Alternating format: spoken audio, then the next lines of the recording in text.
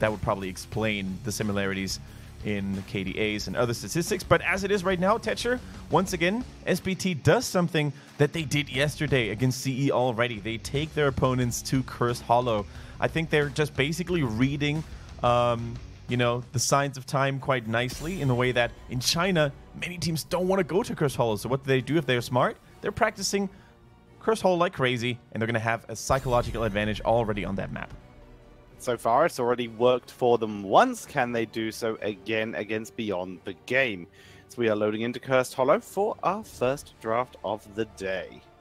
Yeah, already very happy about that. We don't really get to cast that much Cursed Hollow in China, which is on the one hand surprising, but on the other hand also a little sad, because personally as a caster, it's one of my favorite ones by far. There's just always a lot of action going on Cursed Hollow. There's many things you can do. There's hardly any downtime.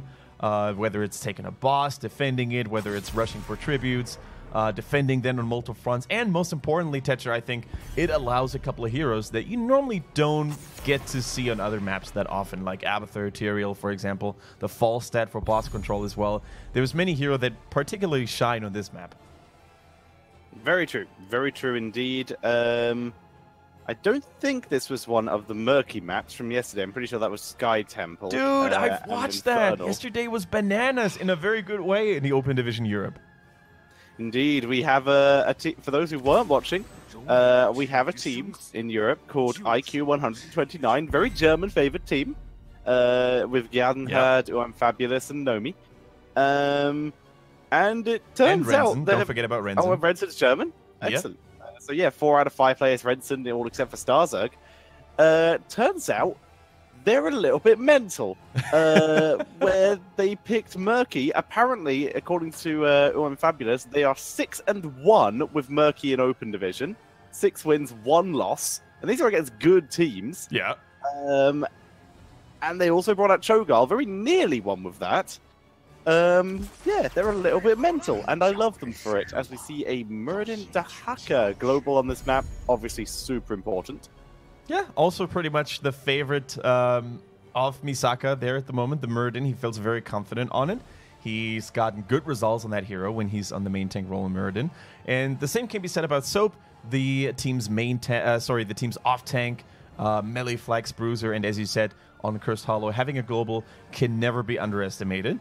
Especially if you pick the Dahaka very early, it makes it a little harder for the enemy team to maybe go for that Abathur, right? Because the more globals you have, the more you can apply pressure onto an Abathur. So I like that already. But back to the Open Division real quick before we fully, you know, indulge on the Chinese games here. You said the Murky won twice.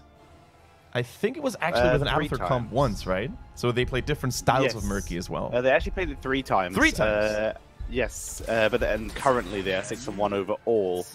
But yeah, pretty successful with it. Works well. One of them was the Abathur Murky. The rest were just regular Abathurs. Regular Murky, sorry.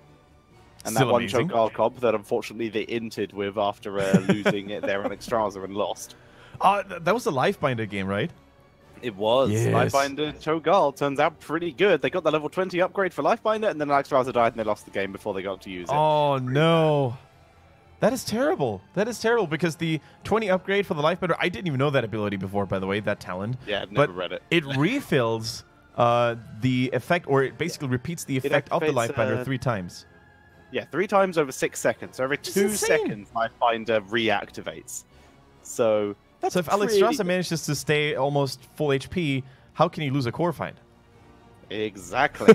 So just send in the Cho'Gall. Alexstrasza just stands back a bit and then just pumps him full of health repeatedly. It was super cool to see, but did not work. Either way, ETC getting banned out. We will now submerge ourselves into this game. We can talk about the games we saw from NA Open Division a little bit later if we want to, but for now, ETC being banned now, try to remove any kind of counter-global. Right now, only global on the board is Dahaka and technically Hanzo when he gets to level 20. Yeah, play of the game, of course, always a nice thing to have. Can be used in a variety of ways. For now, though, what we're going to see in terms of bans here, Irel actually has snuck in completely And keep in mind that Beyond the Game still needs that soul laner to put against the Dehaka. So they're probably not going to ban it, and they're probably also going to be very happy that SPT didn't ban it. Unless SPT is trying to go for some weird triple warrior composition, which they've done in the past, albeit though with a Zarya instead of an Irel. So the chances for that are not very high. There's also the chance that BTG just might not want the URL and might just go for something like a Malthael to try and deal with that Dehaka from range. Sorry, not from range, with percentage damage. Yeah, very true. I mean, it's not like you have to pick Irel. It's just the hero is very good at what it does. It does many things very well. Very tanky, very good in CC if applied correctly. Very quick on the rotations, very hard to kill. So, yeah, let's see if that's actually what Beyond the Game thinks they need. Or if they're going to go, as you said, for the Malthael, maybe. We could also see a Thrall potentially coming in there as well. We've actually seen in the game that you guys weren't able to see because NA was still going on. There was another Bloodless game, the second Bloodless game in China in 2 days, basically. KT tried to make it work. Unfortunately, they didn't execute it well enough. And SPT, the team you're watching right now on the blue side, they did it successfully yesterday against CE, which is definitely a hard thing to do. They played it into a Gust composition. Gust composition, yeah. The old Fnatic style. So cool to see that returning. But it got denied, and really coolly so. Looking at this draft for SPT, I mean, obviously Jane is a pretty good last pick, but they could probably fit an Abathur in here pretty comfortably. By the way, I think we just saw a snapshot of the jersey of Beyond the Game. We were wondering, like, what kind of sponsor is there, but I think it actually just says BTG Gaming. So maybe BTG the logo is Beyond the Game of Heroes of the Storm, but I guess it could be BTG Gaming. Or maybe BTG's more than just a name, more than just a Heroes team in China. We never know. There's a lot of companies, of course, that we have no info about. For example, Team Nut. Oh, and here comes the Irel, by the way, and the Falstad. So they match the global of Dehaka, and they also have a formidable soul laner. But, you know, the cool thing about China is not only do we not know some of the players they're using, some of the teams, you know, that might rejoin at some point in time, but also there's a lot of companies that we have no intel about, right? For example, Team Nut is sponsored by a company called 7 Milk, and they're apparently specializing. It's actually, I don't know why 7 Milk's on their shirt. It is a Tiantian dried fruit and nuts company. Exactly. It's like a company specializing in dried fruit. So I just had a mini lag, by the way. Not sure. So did I. I was tempted to pause back to you and didn't realize you had as well. I've gone back to 5-7. 5-7? All right. Give me a moment. 5-6. Bam. Got it. Got it. So the Urel coming in with the Falstad. You predicted the Urel pretty easily, and the Falstad as a counter global for the Dehaka is always going to be nice and lovely for them. But here's some punishment for Falstad. A little bit of Zeratul, a little bit of extra aggression, and some more damage to fill out the roster. Yeah, I really like the Zeratul here right now. I think they're going to have a very aggressive team comp, lots of blow-up potential for SPT. Karazim especially is going to match very nicely into the aggression coming in from a Muradin or a Zeratul, especially if he goes for that Iron Fist build, which I don't see a reason why he shouldn't. So... a little more of a defensive playstyle coming in from Beyond the Game, right? They have the Irel with the knockbacks, they have a Falstad with a Gust. So they're going to try to keep the enemies at bay. Whereas SPT is definitely going to try to get all the aggression in and take a single target down as quickly as possible. And against a support like Malfurion, I think that can actually work quite well, simply due to the fact that Malfurion doesn't necessarily have the greatest of burst heal on a single target. What he does have, however, could be the Twilight Dream. So if Zeratul ends up getting into it aggressively, if the Karazim even goes in, there's not going to be any escaping tools left for them if the silence connects. It's going to be interesting to see here. I mean, they have a lot of mobility, but like you said, that silence could be pretty devastating if they're not careful around it. Also, someone shouting out, Wukong Gaming, never forget, they are pretty sure that they were convincingly the worst team that we had in China. I don't think I've ever seen anything like it in the other regions either. Like, every region obviously has their weaker teams, but no one has ever disappointed like Wukong Gaming.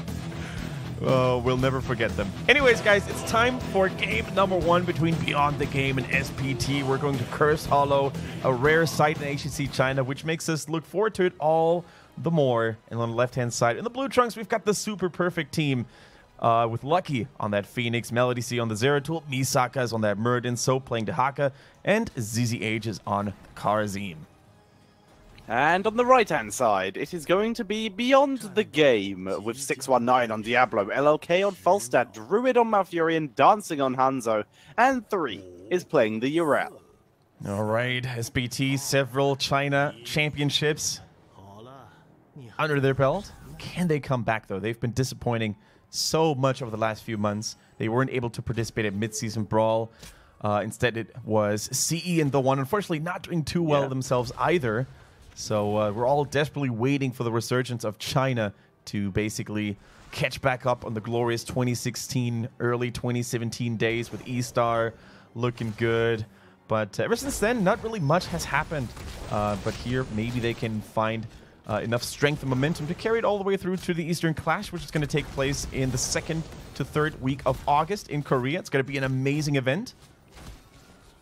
Indeed, it will be. Looks super cool. Last event we had in Korea was actually like Summer Championships, right? 2 years ago? I believe, yeah. I believe so. Like, Wow, up to this point, I think the Eastern Clash had mostly been at the Blizzard E-Stadium Arena in Taiwan, which makes a lot of sense. It's a great, you know, location there.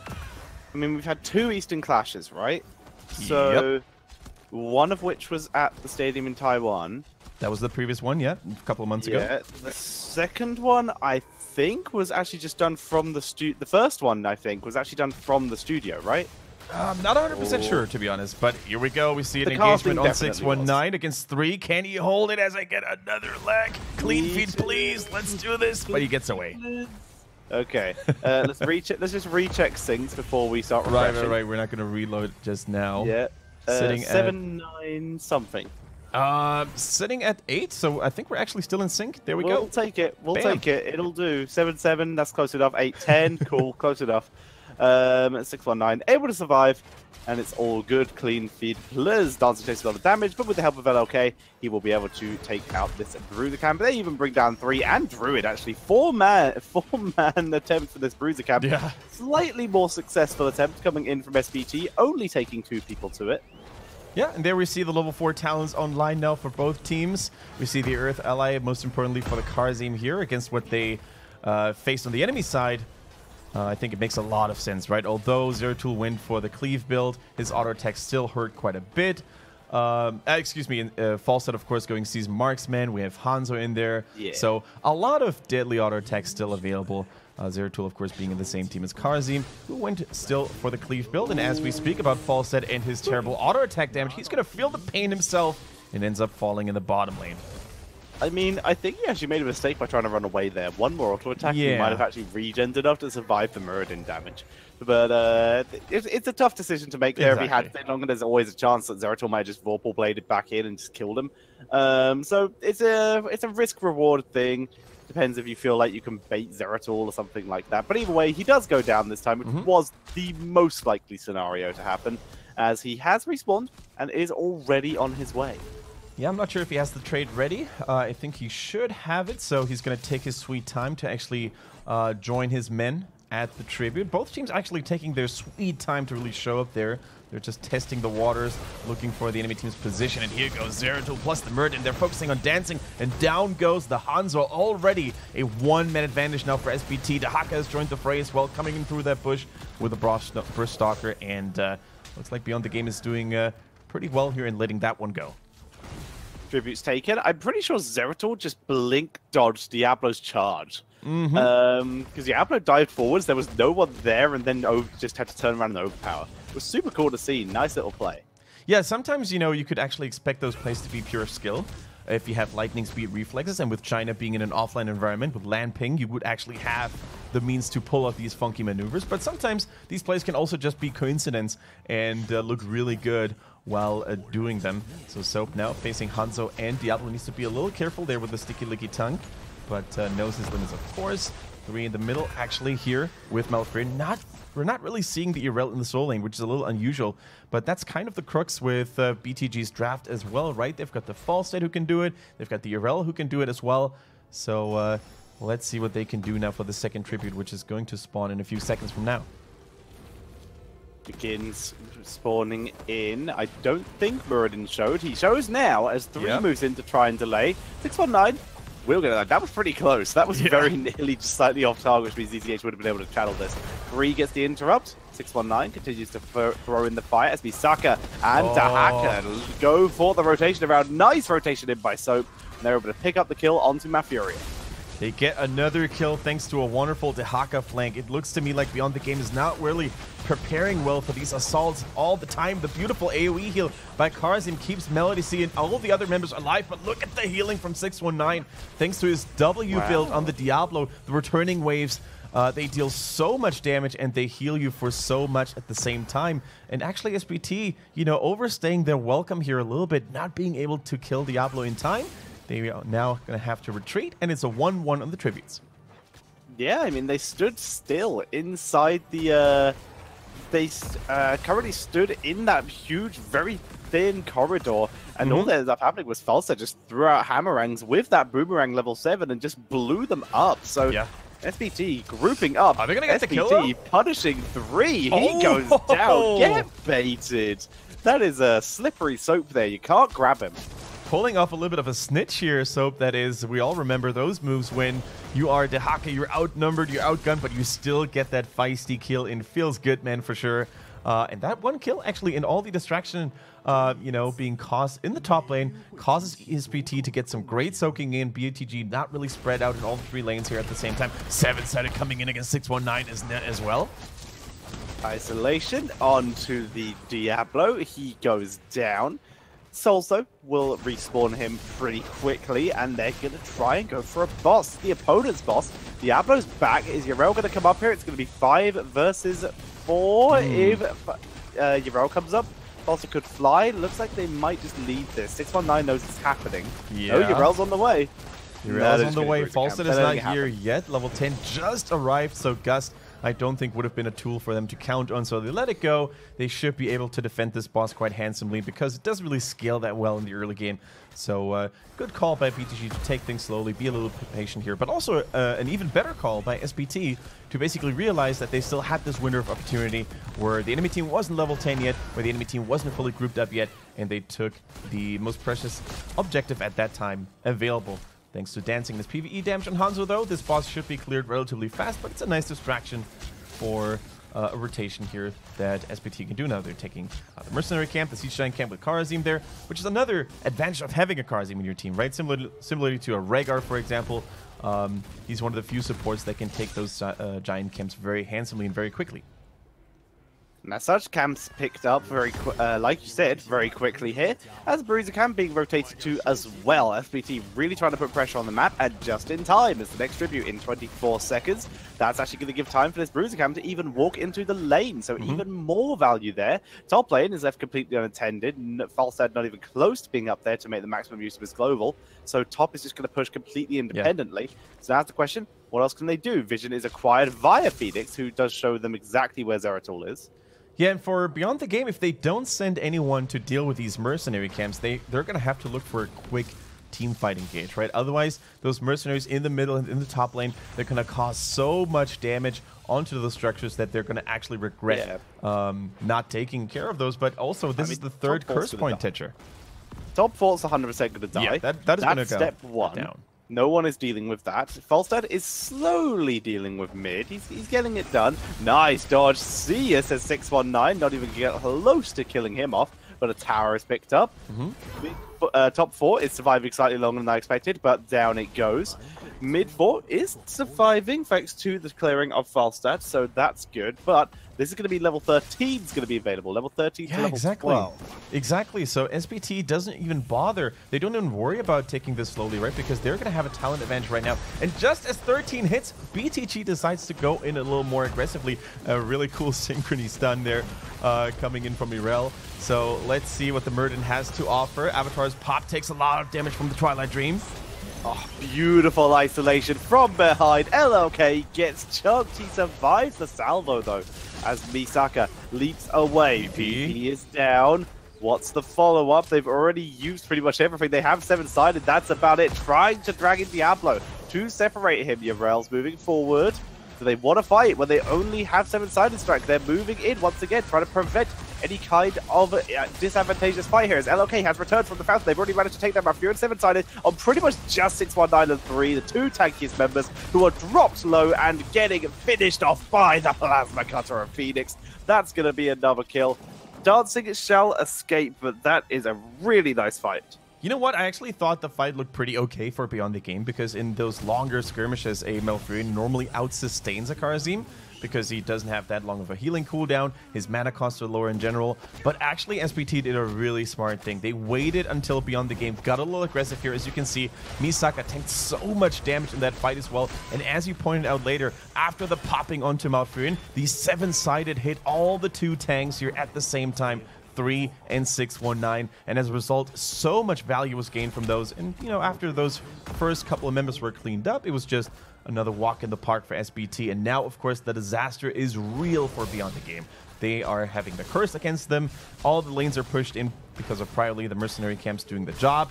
So this is going to be mighty rough. And 16 around the corner as well. And this is one of those moments, Tetcher, in which there had already been so much destruction achieved, you know, by SPT. All the forts are down, all the tower walls, you know, in front of the keeps had already been dealt with, that they actually waste a lot of the curse time just to go for the boss, or are they? No, it looks like they started the boss. Okay, so now they've not only wasted time going for the boss, they've wasted time not going for the boss temporarily. Because they didn't have vision. I don't know why did they not have vision. They should have enough vision because of the entire team from the enemies are defending, right? I would assume so. It's interesting. Well, they're going to get the boss no matter what. It's just a little slowly. I mean, the minions have still managed to do some pretty decent damage to bot lane, and still are, in fact. Now you can see everyone rotating down. This has given time for a bruiser camp to be picked up by BTG, as everyone from SPT makes their way to bot lane. All right, although with a little bit of a delay, the boss push in the bottom lane is coming in now for SPT. Now let's see how much damage they can do. I'm pretty sure the keep is going to fall. No more towers, no more gates left available to hold and slow down the assault of SPT. So the question is, how much can they get after this? Beyond the Game needs to be very careful. In my opinion, they should just try to weaken the boss a little bit, but then let the keep fall and let it go. We see the keep getting completely wrecked. Boss still at pretty much full health. I mean, they have 16. I think they might try and end here. 3 is getting focused down. Here comes the other defender. He can still get silenced though, which gives them the opportunity to try and blow him up. Good little VP here, giving them the chance to turn onto 3. Here comes the salvo as well. Pull onto Diablo. He's going to be able to survive though. Boss down to a third health. They're looking for LLK instead. He's backed all the way up to Fountain Those. They turn on to 619. Which is a pretty nice kill. Once again, another great start by Misaka, and we're going to see a Yarel get taken out. He'll revive, and, well, SPT are just sort of casually walking to the core and ending the game. Misaka is apologizing, but they've won the game, so I don't know who he's apologizing to. I guess the enemy team, as they take game number 1. SPT, good play. Whether there was a little bit of BM or whether there was a legitimate cause to apologize for, we do not know. We rarely see the Chinese. That might have been Allied chat. We were in observers mode there. We could have potentially seen the Allied chat. I'm not sure. Maybe, yeah. So, but